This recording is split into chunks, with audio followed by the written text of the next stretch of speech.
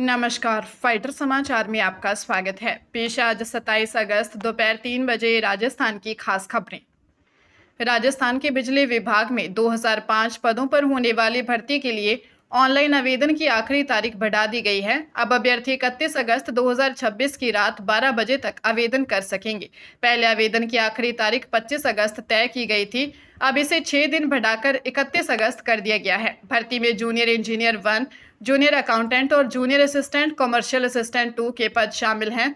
अभ्यर्थी बिजली विभाग की वेबसाइट पर दिए गए लिंक के जरिए ऑनलाइन आवेदन कर सकते हैं। आवेदन की प्रक्रिया 31 अगस्त की रात 12 बजे बंद हो जाएगी। 31 अगस्त के बाद आवेदन लिंक बंद कर दिया जाएगा। इसके बाद आवेदन करने का कोई और मौका नहीं दिया जाएगा। भर्ती से जुड़ी बाकी शर्तें पहले जैसी ही रहेंगी। मुख्य सचिव वी श्रीनिवास के सेवा विस्तार के बाद पंचायत चुनाव से पहले प्रदेश के शीर्ष नौकरशाही में बड़े फेरबदल की तैयारी है, जिसके तहत कलेक्टर से लेकर एसीएस, प्रमुख सचिव और सचिव स्तर के अधिकारियों को बदला जा सकता है। सरकार निकाय चुनाव की आचार संहिता के दौरान राज्य निर्वाचन आयोग की अनुमति से तबादले कर सकती है। वर्तमान में मंत्रियों और वरिष्ठ अधिकारियों के बीच खींचतान के कई मामले सामने आए हैं, जिनमें स्वास्थ्य मंत्री गजेंद्र सिंह का प्रमुख सचिव गायत्री राठौर के साथ आदेश की पालना में देरी को लेकर हुआ विवाद, सामाजिक न्याय एवं अधिकारिता मंत्री अविनाश गहलोत का फर्जीवाड़ा करने वाले संस्थाओं पर लगे बैन को हटाने के मुद्दे पर एसीएस अपर्णा अरोड़ा और दिनेश कुमार से मतभेद तथा वन मंत्री संजय शर्मा का आईएफएस अधिकारियों के तबादले से पहले आरएफएस अधिकारियों को पोस्टिंग दिए जाने को लेकर एसीएस अनंत कुमार के साथ टकराव शामिल है। राजस्थान सरकार ने नियमों के उल्लंघन पर Neelkanth fertility and women care hospital private limited के खिलाफ सख्त कार्रवाई करते हुए जयपुर, भीलवाड़ा, उदयपुर, कोटा, जोधपुर और अजमेर में संचालित एआरटी क्लिनिक, बैंक और सैरोगेसी क्लिनिक से जुड़े 9 रजिस्ट्रेशन तुरंत प्रभाव से सस्पेंड कर दिए हैं। चिकित्सा मंत्री गजेंद्र सिंह खेमसर और प्रमुख सचिव गायत्री राठौर के अनुसार यह कार्रवाई एक अखबार में छपे विज्ञापन में नीले रंग के भ्रूण के जरिए लिंग चयन सेवाओं को बढ़ावा देने के शुरुआती संकेत मिलने पर की गई है। इस कानून के तहत लिंग चयन और उससे जुड़ी प्रक्रियाएं पूरी तरह प्रतिबंधित हैं। राज्य सरकार ने स्पष्ट किया है कि प्रजनन स्वास्थ्य सेवाओं में कानूनी और नैतिक मानकों का उल्लंघन किसी भी सूरत में बर्दाश्त नहीं किया जाएगा और ऐसे संस्थानों के खिलाफ सख्त कार्रवाई जारी रहेगी। ओमान के विदेश मंत्री बद्र बिन हमद अल बुसैदी ने ईरान के साथ तेहरान में हुई सकारात्मक और रचनात्मक बातचीत के बाद हॉर्मुज स्ट्रेट में जल्द ही एक अस्थायी समुद्री गलियारा बनाने और सुरक्षित जहाजरानी बहाल करने की व्यावहारिक व्यवस्थाओं की घोषणा की उम्मीद जताई है। इस गलियारे का उद्देश्य क्षेत्रीय शांति, स्थिरता और समुद्री मार्गों पर स्वतंत्र आवाजाही को बढ़ावा देना है, जबकि भविष्य के प्रबंधन पर बाद में काम किया जाएगा। ईरान के विदेश मंत्री अब्बास अरागची ने भी पाकिस्तान और ओमान के प्रतिनिधियों के साथ हुई बैठक में क्षेत्रीय समस्याओं का समाधान आपसी सहयोग से निकालने पर जोर दिया। प्रस्तावित ढांचे के तहत नए समुद्री गलियारे के निर्माण और संयुक्त रूप से बारूदी सुरंगों को हटाने की दिशा में काम किया जा रहा है, जिससे क्षेत्रीय स्थिरता के प्रति ईरान की प्रतिबद्धता को बल मिलता है। जोधपुर के विवेक विहार थाना पुलिस ने जोजरी नदी में प्रदूषण फैलाने के मामले में जेपीएनटी से जुड़े 4 उद्यमियों को गिरफ्तार कर न्यायालय में पेश किया है। सर्वोच्च न्यायालय द्वारा हाल ही में नदियों के प्रदूषण पर कड़े दिशा निर्देश जारी करने और एसआईटी के गठन के बाद यह कार्रवाई की गई है। इससे पहले गत 2 अगस्त को भी पुलिस ने 5 उद्यमियों को गिरफ्तार किया था, जिन्हें बाद में जमानत मिल गई थी। जोजरी सहित अन्य नदियों में लगातार बढ़ते प्रदूषण और जांच में ढिलाई पर अदालत पहले भी पुलिस को फटकार लगा चुकी है। इस बहुचर्चित मामले में गत 29 मई को जेपीएनटी के 18 तत्कालीन पदाधिकारियों के खिलाफ मुकदमा दर्ज किया गया था, जिसके तहत अब प्रशासन और एसआईटी की संयुक्त कार्रवाई लगातार जारी है ताकि नदी को प्रदूषित होने से बचाया जा सके।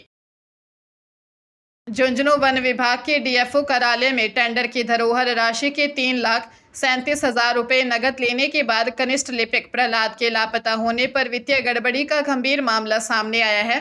18 अगस्त को शारदा एंटरप्राइजेस से पूरी रकम नकद लेकर जीए 55 रसीद जारी कर दी गई थी, लेकिन 25 अगस्त तक यह राशि सरकारी बैंक खाते में जमा नहीं हुई। शिकायत मिलने और रिकॉर्ड की जांच शुरू होने के बाद से कर्मचारी कार्यालय आना बंद कर चुका है। डीएफओ काव्या बी ने पूरे प्रकरण की जांच एसीएफ प्राची चौधरी को सौंप दी है। नियमों के अनुसार 500 रुपए से अधिक नकद लेने पर रोक होने के बावजूद इतनी बड़ी रकम नकद लेने और खाते में जमा न कराने की पुष्टि होने पर संबंधित कर्मचारी के खिलाफ राजस्थान सिविल सेवा सीसीए नियम 16 के तहत विभागीय कार्रवाई करते हुए पुलिस में प्राथमिकी दर्ज करवाई जाएगी। राजस्थान में अंतरमंडल तबादले के बाद वरिष्ठता समाप्त होने के नियम से करीब 25,000 वरिष्ठ अध्यापक प्रभावित हो रहे हैं। वर्ष 2011 के बाद राज्य स्तरीय भर्ती में चयनित इन शिक्षकों को नए मंडल में सबसे कनिष्ठ मान लिया जाता है, जिससे वे पदोन्नति में अपने जूनियर्स से पिछड़ रहे हैं। शिक्षक संघ लगातार राजस्थान सेवा नियम 1971 में संशोधन करने की मांग कर रहा है, ताकि प्रथम नियुक्ति तिथि या आरपीएससी वरीयता क्रमांक के आधार पर राज्य स्तरीय वरिष्ठता तय की जा सके। पूर्व में निदेशालय पर धरने और आश्वासनों के बावजूद समस्या का समाधान नहीं हुआ है और मामला न्यायालय में भी विचाराधीन है। शिक्षक संघ का तर्क है कि इस नियम में बदलाव करने से सरकार पर कोई अतिरिक्त आर्थिक भार नहीं पड़ेगा, लेकिन वर्षों से सेवा दे रहे हजारों शिक्षकों को पदोन्नति में बड़ी राहत मिल जाएगी। राजस्थान पुलिस के स्टेट साइबर क्राइम थाना पुलिस ने 12 करोड़ रुपए से अधिक की ऑनलाइन गोल्ड ट्रेडिंग ठगी के मामले में भोपाल निवासी विशाल शर्मा को दिल्ली से गिरफ्तार किया है।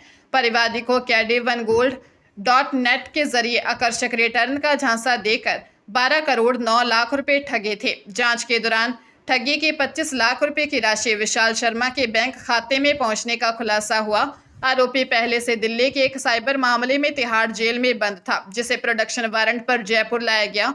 पूछताछ में सामने आया कि उसने कमीशन के लालच में अपना बैंक खाता उपलब्ध करवाया था। पुलिस इस पूरे साइबर नेटवर्क के अन्य आरोपियों की तलाश कर रही है तथा आमजन से सोशल मीडिया के अनजान इन्वेस्टमेंट लिंक से सावधान रहने की अपील की है। पंजाब के लुधियाना और माछीवाड़ा साहिब के 3 22 वर्षीय युवक उत्कर्ष, वरुण कुमार और मोहित ऑनलाइन फ्री फायर गेम की लत और परिजनों की डांट से परेशान होकर 20 अगस्त 2026 को बिना बताए घर से निकल गए थे। मोबाइल बंद कर राजस्थान के सीकर पहुंचे इन युवकों के अचानक गायब होने से अपहरण या गैंगस्टरों के चंगुल में फंसने की आशंका पैदा हो गई थी, जिससे परिवारों में हड़कंप मच गया था। खन्ना पुलिस ने कॉल डिटेल रिकॉर्ड, IMEI और जीमेल के जरिए तकनीकी जांच करते हुए सीकर के एक होटल से तीनों को सुरक्षित बरामद कर लिया। पूछताछ में खुलासा हुआ कि वे गेम के जरिए बने दोस्तों से मिलने और हरिद्वार केदारनाथ जाने की योजना बना रहे थे। पुलिस ने तीनों की काउंसलिंग करने के बाद उन्हें सकुशल उनके परिजनों के हवाले कर दिया है। अजमेर के क्लॉक टावर और कोतवाली थाना क्षेत्र में कॉपीराइट एक्ट के उल्लंघन के मामले में पुलिस ने मोबाइल कारोबार से जुड़े 2 अलग-अलग जगहों पर दबिश देकर बड़ी कार्रवाई की है। क्लॉक टावर थाना पुलिस ने अग्रवाल धर्मशाला के गोदाम में छापेमारी कर नितेश केशवानी को डिटेन किया, जहां से एप्पल कंपनी के 45 बॉक्स, 114 USB चार्जिंग केबल और स्टिकर बरामद किए गए, जिन पर कंपनी के फर्जी स्टिकर लगाकर धोखाधड़ी की जा रही थी। वही दूसरी कार्रवाई कोतवाली थाना क्षेत्र के सुंदर विलास स्थित भवेश मोबाइल शॉप पर की गई, जहां से दुकान के प्रोपराइटर पवन मंगतानी को हिरासत में लेकर पूछताछ की जा रही है और मौके से 24 नकली power adopter, 78 charging cable, 147 mobile box तथा 532 सीट स्टिकर जब्त किए गए। दोनों ही स्थानों पर देर रात तक पुलिस की जांच और कार्रवाई का दौर जारी रहा। हरियाणा के फरीदाबाद के तिगाम थाना क्षेत्र के गांव शेखपुर मौजाबाद में अवैध संबंधों के विरोध में पत्नी ने अपने प्रेमी के साथ मिलकर पति शामवीर की हत्या कर दी। मूल रूप से हाथरस निवासी 42 वर्षीय शामवीर मजदूरी करते थे और आरोपी कामता उनके घर पर ही रहता था। 1 महीना पहले शामवीर ने अपनी पत्नी केशव और कामता को आपत्तिजनक स्थिति में देख लिया था, जिसके बाद से दोनों उसे रास्ते से हटाने की साजिश रच रहे थे। योजना के तहत 16 अगस्त की शाम कामता ने शामवीर को शराब पिलाई और उसकी हत्या कर दी, जबकि पत्नी केशव घर के बाहर पहरा देती रही। वारदात के बाद पत्नी ने खुद गुमशुदगी का नाटक किया, लेकिन मृतक के भाई द्वारा सख्ती से पूछताछ करने पर उसने सच कबूल लिया। पुलिस ने आरोपी पत्नी केशव और उसके प्रेमी कामता को गिरफ्तार कर लिया है।